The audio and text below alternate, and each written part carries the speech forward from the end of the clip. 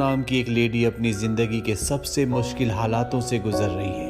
न सिर्फ उसके पति की मृत्यु हो गई, बल्कि वो कंपनी भी बंद हो गई जहां पर वो अपने पति के साथ सालों से काम करती थी। फोन अपना सारा सामान उस वैन में रखती है जिसे उसने अपना सब कुछ बेच के खरीदा है।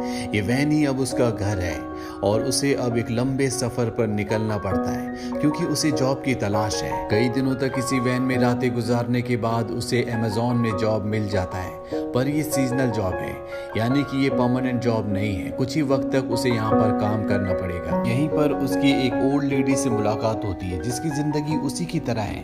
वो भी वैन में रहती है। इसका नाम लिंडा होता है। एक रात को लिंडा उसे अपनी कहानी सुनाती है। वो कहती है कि सन 2008 में मैं पूरी तरह से टूट चुकी थी और मैंने तय किया कि मैं अपने पूरे घर को जलाकर अपनी जान दे दूंगी।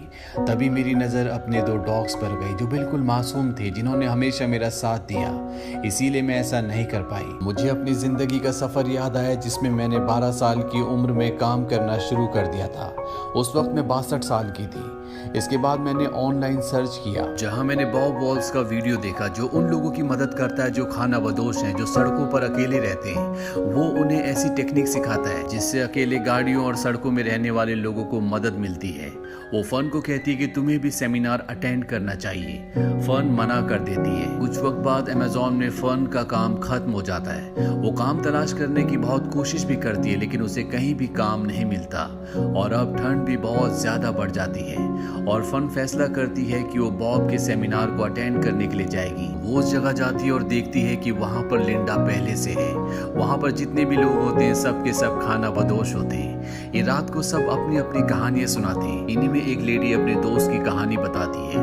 वो कहती है कि जब मैं उससे मिलने गई तो वो हॉस्पिटल में था और उसने मुझसे रिटायरमेंट की बातें की, लेकिन 10 दिन बाद ही उसकी मृत्यु हो गई। उसने एक सेल बोट खरीदी थी जिसमें वो रिटायरमेंट के बाद सफर करना चाहता था, पर वो उसे कभी इस्तेमाल कर ही नहीं पाया।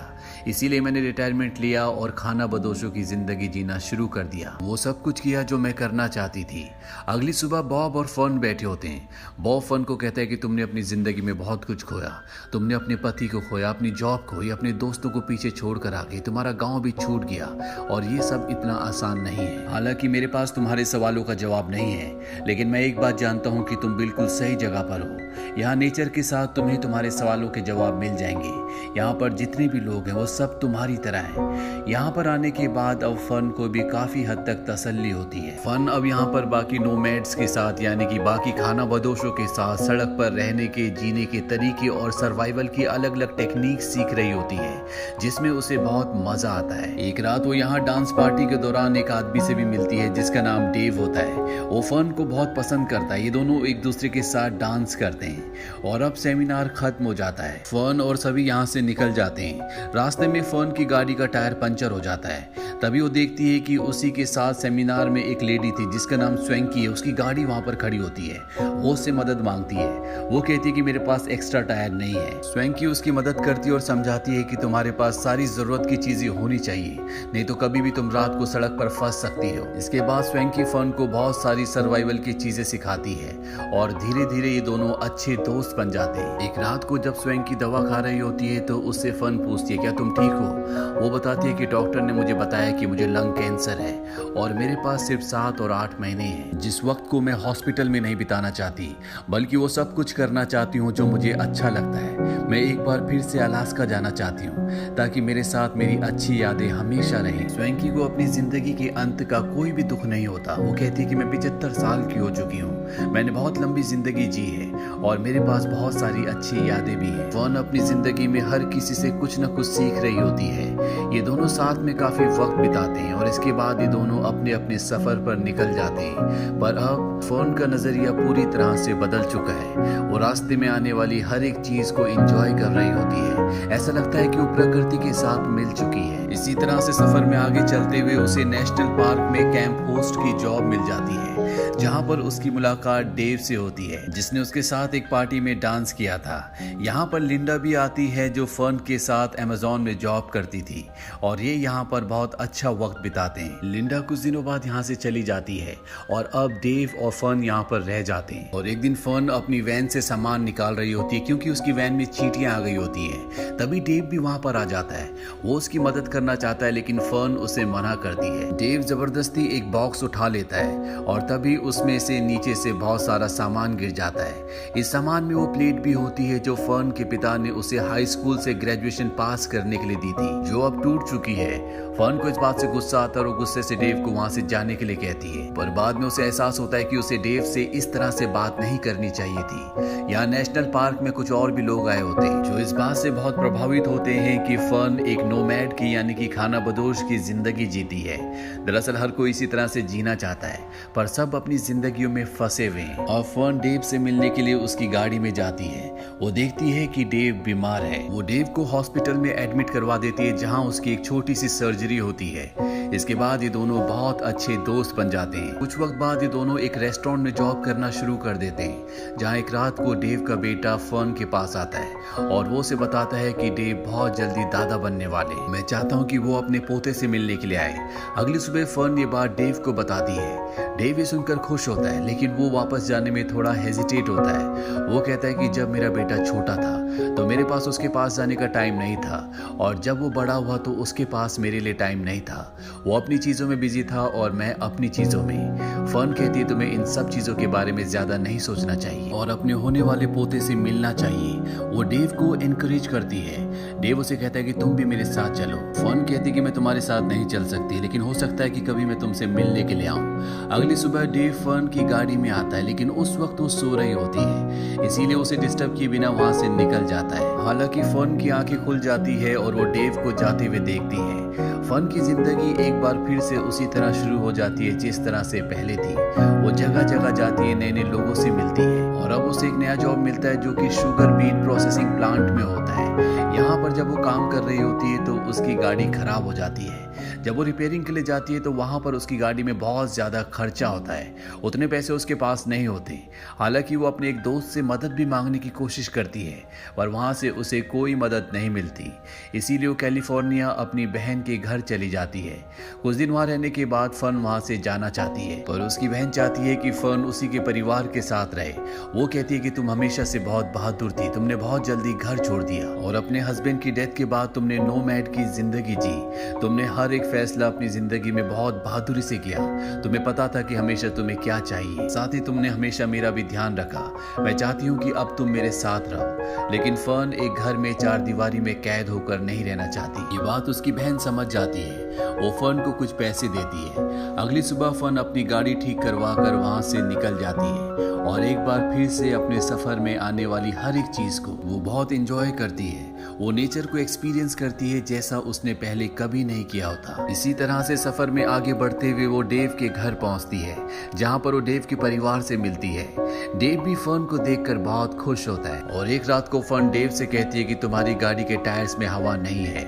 डेव कहता है कि मैंने सोचा था कि मैं सिर्फ यहाँ पर एक ही रात रुकूंगा, पर अब मैं यही रहूंगा।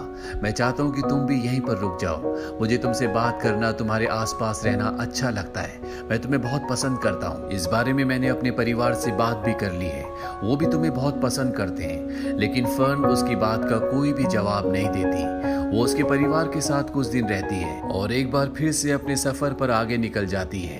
वो अपने सफर पर आने वाली हर एक चीज को एक्सपीरियंस कर रही होती है, एंजॉय कर रही होती है। इसी तरह से आगे बढ़ते हुए वो अमेज़न पहुंच जाती है, जहां पर एक साल पहले उसने सीजनल जॉब किया था।